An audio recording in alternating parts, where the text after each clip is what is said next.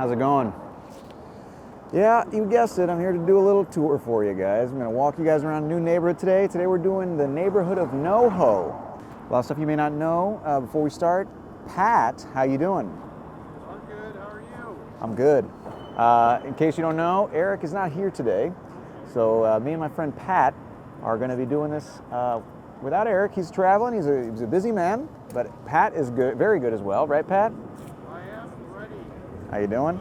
Well, anyways, we're going to be doing this. Before we start, guys, please check out the Patreon. That's how we fund these things. That's how we keep these things growing, all that stuff. There's all kinds of levels to donate, okay, and some extras on there, mostly PG.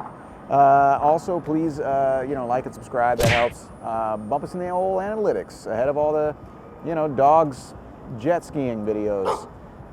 That being said, we are NoHo. This is a little section between, Broadway and Bowery, just north of Houston, up here to Astor Place. NoHo because it's north of Houston. Oh, look at that. Oh, yeah. We're already getting into the information, but we got a lot of history to cover. It's a really cool neighborhood. So we're here in Astor Place. Let's get started. What do you think? Pat, should we do it? Let's get going, baby. Love your enthusiasm. Let's go.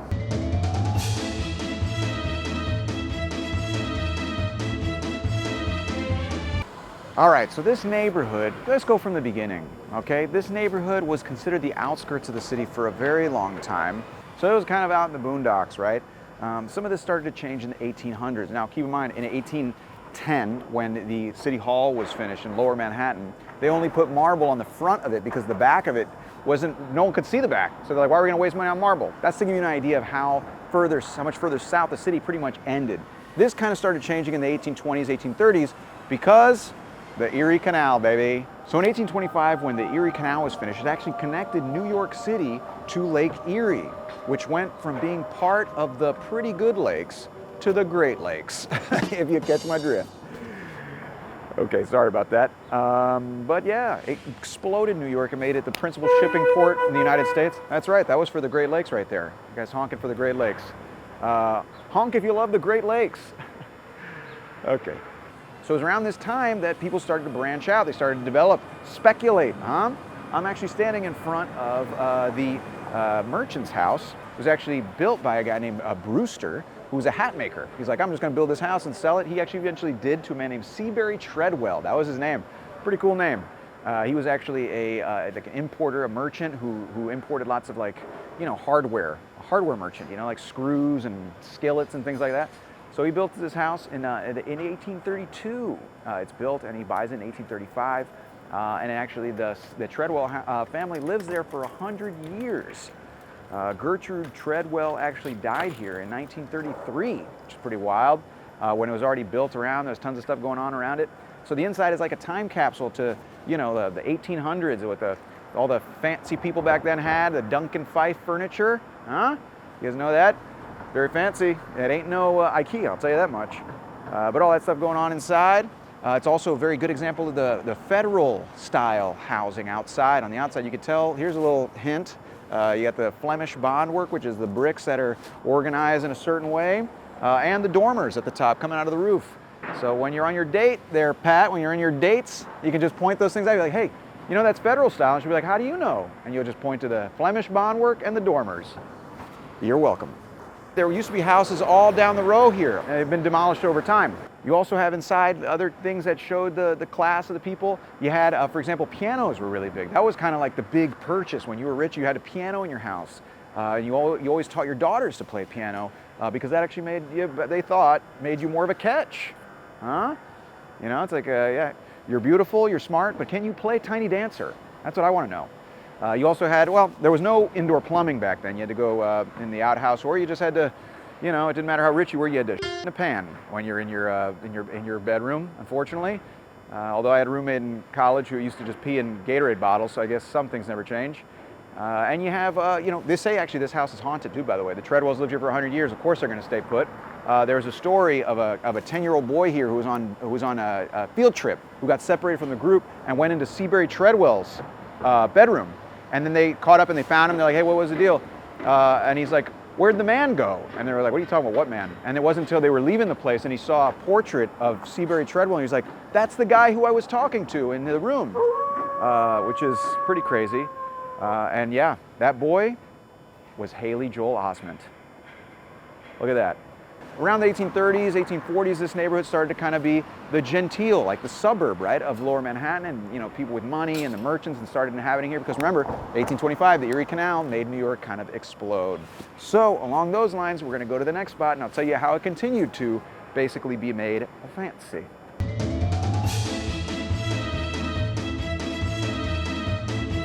All right, so as the neighborhood started to slowly get nicer and people had more money, this neighborhood got developed. A guy named John Jacob Astor bought a lot of this land. That's why it's named Astor Place. That's why it's named Astoria. It's named after him. Very rich guy, getting things named after you. Anyways, he bought this land. He leased it out to a guy who opened a theme park-ish called Vauxhall Gardens until the 1820s when he took it back over and he developed this here, Lafayette Place. It was called Lafayette Place, a street named after the Marquis de Lafayette, who you know, helped the United States during the American Revolution. French love to remind the U.S. that they helped during the Revolution. Not as much as the Americans like to remind about World War II, but you know, I guess it's even Steven. Anyways, Lafayette Place, and then in the 1830s, this here, which is called Colonnade Row, was developed. And Colonnade Row was basically, you know, these fancy houses, 9 of them, each with 26 rooms. That's a lot. One for each year I've been alive. It had home to the Vanderbilts, home to the Gardiners. You don't know the name, but Gardiner, the daughter, actually married John Tyler, who was a sitting U.S. president while he was in office in 1844. He was 54 years old. She was 21. That's right. And we make fun of Leonardo DiCaprio. That's, I guess, the perks of being a president. But, you know, they're kind of hanging out here. You know, the neighborhood's kind of taking on a genteel feel. In fact, in the 1840s, 1846, Grace Church is built just north of here, and that's where all the, you know, rich people here would go to pray for more money. But the actual pews still have the names of the families that rented the pews, because that's what Jesus would have wanted. So you can go there and see all the names of the Schermerhorns, all the different names there. But as the neighborhood slowly started to change later on, post-Civil War, more industry comes in, and it was actually in the early 1900s when the southern 5 houses were demolished for the Wanamaker's building, which is that big building there, because the neighborhood became industrial, huh? So in the 1860s, after the Civil War, you know, you had industry coming in. These rich people were just sitting here minding their own business, trying to control the world, and their buildings are getting taken over. But fun fact also about the Grace Church, it was designed by James Renwick Jr., who was commissioned to design the church at 23 years old. Crazy. I could have designed that church at 23 years old, as long as it was made out of Natty Light cans. Yeah. He went on to design St. Patrick's Cathedral. Pretty cool. Then you also have Blue Man Group, you know, the little Astor Theater, Astor Place Theater, since 1968. In fact, the theater opened in 1968 with a play starring little unknown Al Pacino. Al Pacino, huh? You guys know who he is? Anyways, it's home to the Blue Man Group now since 1991. Fun fact, I auditioned for the Blue Man Group. You hear that, Pat? They made me walk by the camera. I mean, I walked by the casting director in a weird way. This is what I did, and it wasn't enough. Okay, well, one of the things they built when this area was starting to become fancy was the Astor Library, which we'll talk about right now because it's right across the freaking street.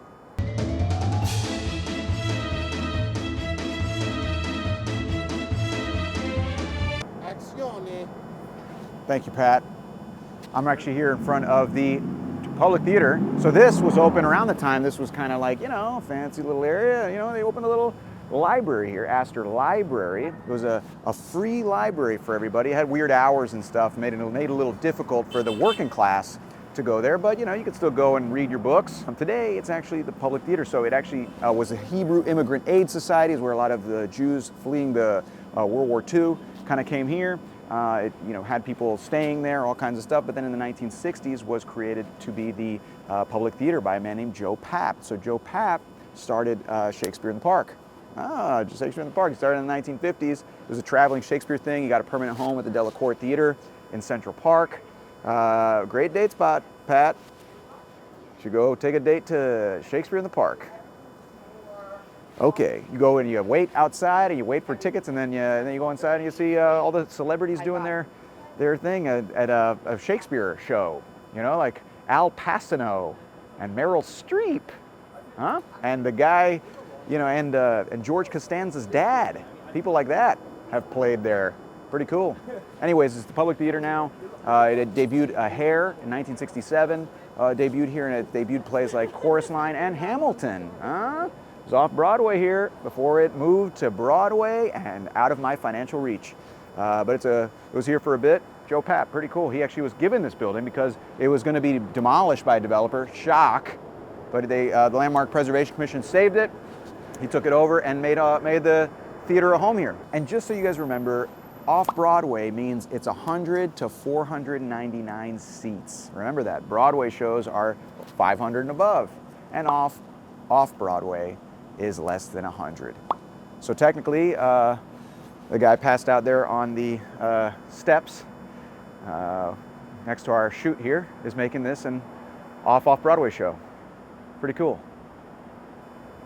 All right.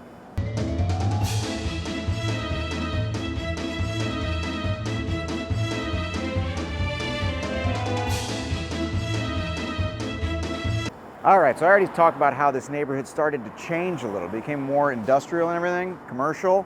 Well, behind me is the Schermerhorn building at the corner of Lafayette and Great Jones Street, which, by the way, is named after a guy named Samuel Jones, a really famous lawyer or whatever, but he required all the streets, or this street, to be named after him, but there was already a Jones Street, so he just suggested it be called Great Jones. Very humble guy. Typical lawyer, huh? Anyways, this is the Schermerhorn building, and it was home to a boys' clothing factory, little boys' clothing factory. That's where I got these clothes, actually. But yeah, it's a pretty building, designed by Henry Hardenberg, actually. You may not recognize the name, but he was the guy who designed the Dakota. He designed the Plaza Hotel. He designed other stuff. Damn it, that's loud. Hold on.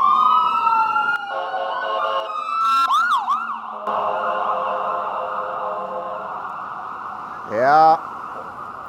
Sorry. It's kind of mean that whenever one of those things go by, you're just like, all right already, we get it. And someone's in the back like fighting for their life. You know, someone's like, oh, and you're just out there like, please, I'm trying to do a video for YouTube. You're hurting my ears. And you're hurting my ears. Okay, anyways, this is what I was talking about. This is the commercial kind of wave that swept over this neighborhood and changed it from the fancy neighborhood it was. So this is actually called the Schermerhorn building after one of the more wealthy families in New York at the time, who also gave the name to Hoyt Schermerhorn, or Schermerhorn, whatever, which, by the way, Pat, here's some trivia for you. The Hoyt Schermerhorn stop in Brooklyn is where they shot the Bad music video for Michael Jackson. And here's some more trivia for you. The director of that video, Martin Scorsese. Fact. Isn't that crazy? And here's some more trivia for you. That was Wesley Snipes' breakout role. And here's some more trivia for you. He took the part from Prince, who was supposed to play it. But as Prince says, this is kind of funny, Prince actually said the reason he didn't take the part was because of the phrase that Michael Jackson has to say in the song that he sings. He says, "Your butt is mine." And Prince didn't like that. He was singing that to him. So homophobia claims another great acting role. Isn't that crazy? That's all true.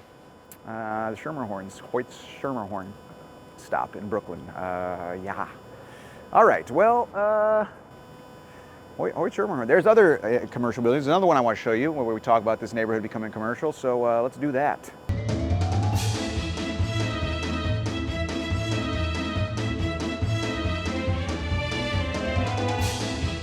So other buildings went up in the neighborhood that were also geared towards commercial and industrial, and I'm actually in front of one of the more famous ones here on Bleecker Street. This is the Bayard Condict building. Very pretty skyscraper, 12 stories, built in 1899, was one of the tallest buildings in the city at the time, believe it or not, but it was designed by Louis Sullivan. Louis Sullivan was the father of the skyscraper, the father of architectural modernism, the mentor of Frank Lloyd Wright, not his father. But Frank Lloyd Wright, you guys may know, he designed, the Guggenheim, the Googie High, as you Gen Zers probably call it.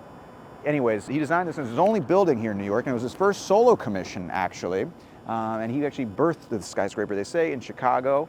Chicagoans love to remind you that the skyscraper was kind of, experimented with and born there, but this is his only one here in New York. Very pretty, you could tell it's got all the ornamentation that was very typical of his buildings. It's got the stacked floors, all standardized, and then the beautiful cornice and crown at the top.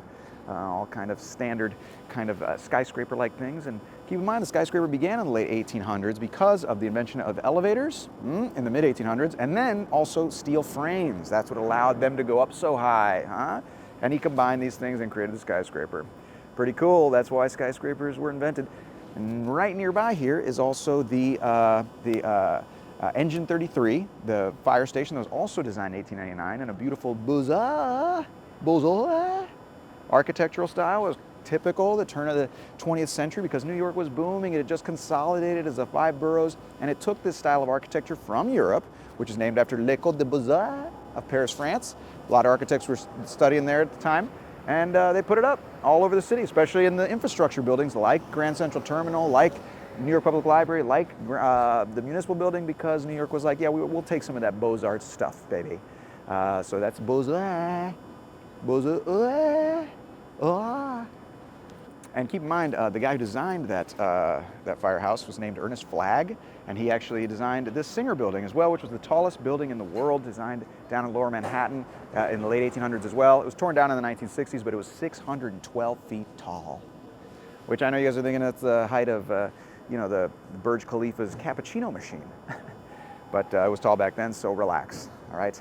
And you may know Louis Sullivan also, you may not know this, but he was actually, they credit the phrase form follows function because he said that about architecture. He said form should always follow the function of the building and the structure. So the beauty and all that stuff comes secondary, but they credit the phrase to him. Very famous phrase.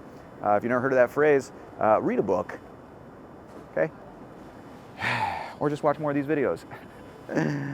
Okay, well anyways, this is the Bayard Kondik building. This neighborhood was about to change, huh? In the later 1900s, in the mid 1900s, so let's go there, to that era, at a different spot.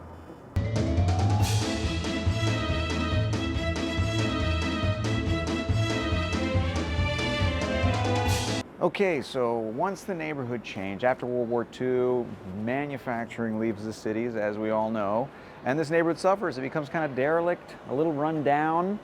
That's what derelict means, kind of, just so you know, a little SAT word. And guess who that attracts, Pat? Artists. Artists, baby.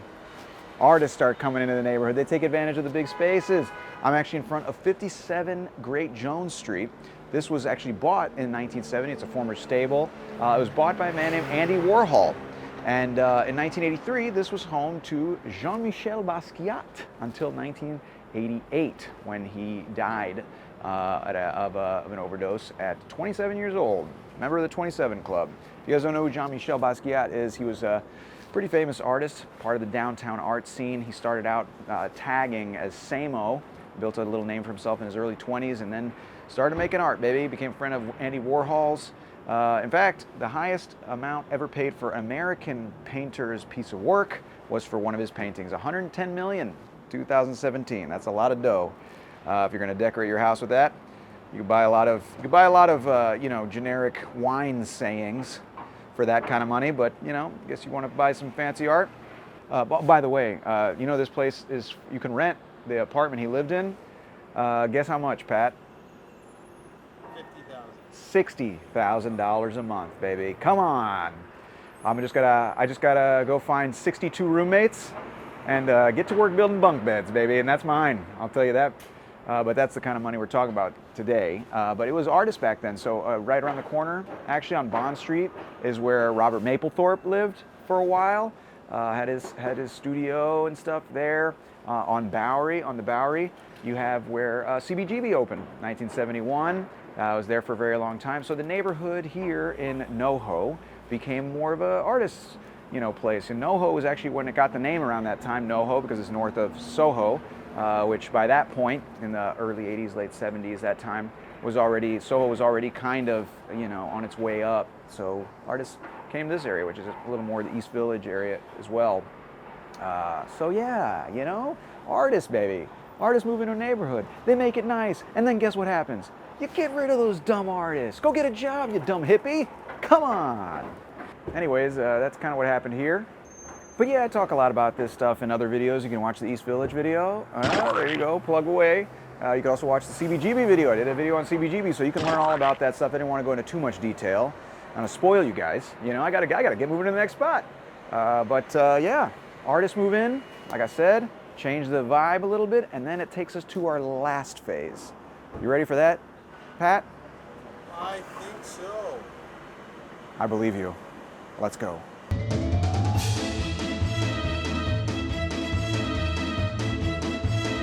And today, NoHo is a very fancy neighborhood, you know, very expensive to live here. For example, at 14 East 4th Street, you have 1109 and 1110. That apartment's been combined.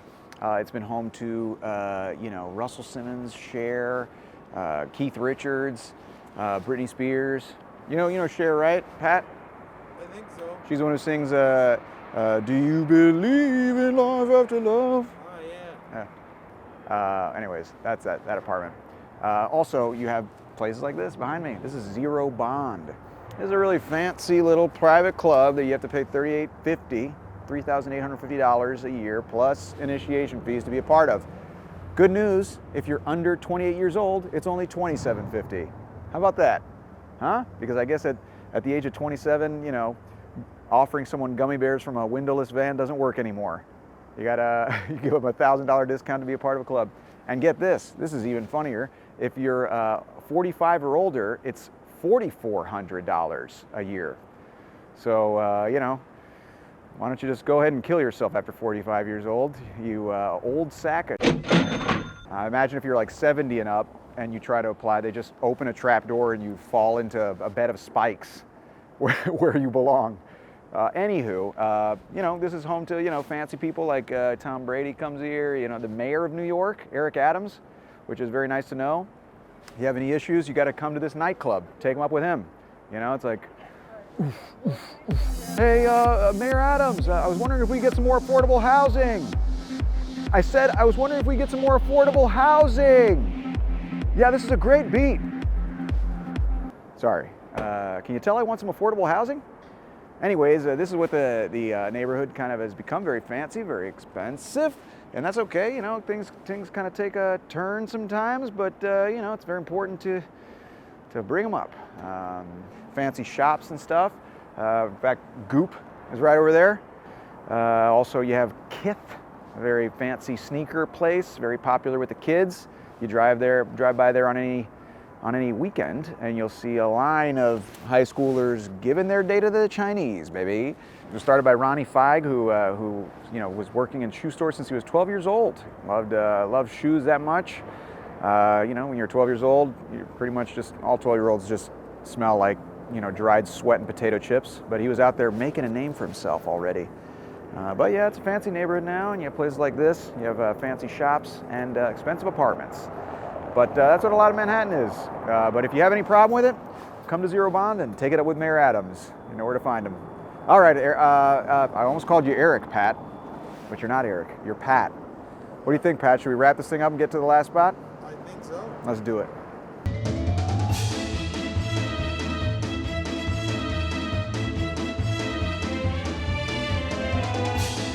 Whoa! Oh man, I scared the crud out of you. Should have seen your faces. All right, we made it through this whole video. We talked about NoHo. What a trip. We talked about how this used to be the outsides of the city. Then it became where the fancy people lived, away from the city. Then it became even fancier. Then it became commercial and industrial.